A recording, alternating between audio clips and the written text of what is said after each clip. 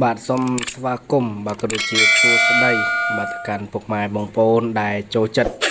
បាទលេខតម្រុយបាទឆ្នោតយួនជាប្រចាំថ្ងៃទាំងអស់គ្នាផងដែរហើយសម្រាប់ថ្ងៃនេះខាងបងប្អូនក៏បានធ្វើនៅជាតម្រុយឆ្នោតល្អលេខច្បាស់ដើម្បីចែកជូនឲ្យពុកម៉ែបងប្អូនដើម្បីយកទៅលេងផ្សងសំណាងទៀតហើយ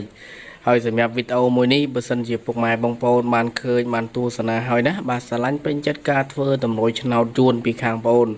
បាទសូមចុចសញ្ញា share like comment ចុចសញ្ញាជាវសញ្ញាកណ្ដឹងឲ្យបងប្អូនបានម្នាក់មួយទាំងអស់គ្នាផងដែរសូមអរគុណទុកជាមុនបាទហើយនេះជាតម្រុយដែលបងប្អូនធ្វើឡើងចែកជូនឲ្យពុកម៉ែបងប្អូនលេងសម្រាប់ថ្ងៃនេះជាតម្រុយដែលលេខល្អដែលលេខច្បាស់ដែលបងប្អូនចែកជូនឲ្យពុកម៉ែបងប្អូនលេងដោយមិនគិតសេវាគិតសគុណនេះទេណាបាទនេះជាតម្រុយអញ្ចឹងពុកម៉ែបងប្អូនអាចយកតម្រុយនេះយកទៅលេងសម្រាប់ថ្ងៃនេះបានណាបាទគឺលេខល្អលេខច្បាស់បាទពុកម៉ែបងប្អូនទាំងគ្នាហើយសម្រាប់ពុកម៉ែបងប្អូនបាទទាំងអស់គ្នាដែលគាត់ចង់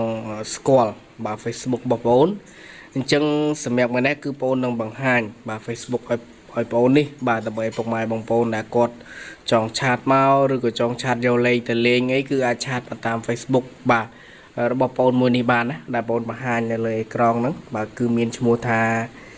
ថៅកែលក់លេខណាបាទពុកម៉ែបងប្អូនអាចឆាតមកថៅកែលក់លេខ Facebook បងប្អូននេះបាន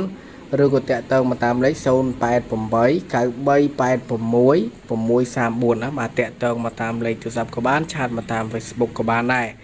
បើសិនជាពុកម៉ែបងប្អូនតាក់ទងមកបងប្អូននឹងមានលេខពិសេសនឹងមានលេខល្អឲ្យពុកម៉ែបងប្អូនលេងសម្រាប់តាក់ទងមកតាមឆាតឬក៏តាម Facebook ឬក៏តាមលេខទូរស័ព្ទណាបាទអញ្ចឹងបើមើលវីដេអូនេះហើយពុកម៉ែបងប្អូនចង់ឆាតមកអាចឆាតមកបានហើយជាចុងក្រោយនៃវីដេអូនេះគឺជូនពរឲ្យសំណាងល្អណាបាទហេងដល់គ្នាសូមអរគុណ